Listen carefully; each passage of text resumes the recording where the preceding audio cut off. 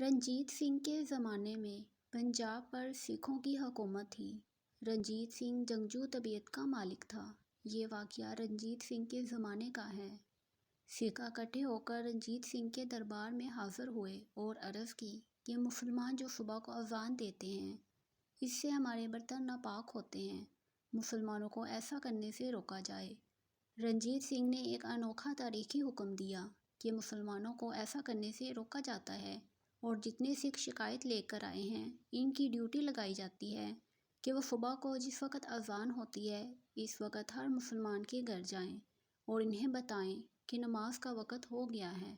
سکھوں پر تو جیسے قیامت ٹوٹ پڑی۔ روزانہ کی مشقت کرنی پڑی تھی۔ نمازیوں کی تعداد مساجد میں بہت زیادہ ہو گئی۔ کچھ دنوں بعد ان سکھوں نے ہاتھ جوڑ لیے۔ رنجیت سنگھ سے کہا کہ آپ اپنا حکم واپس لیں، مسلمانوں کو اذان دینے دیں، اب برتن ناپاک نہیں ہوں گے۔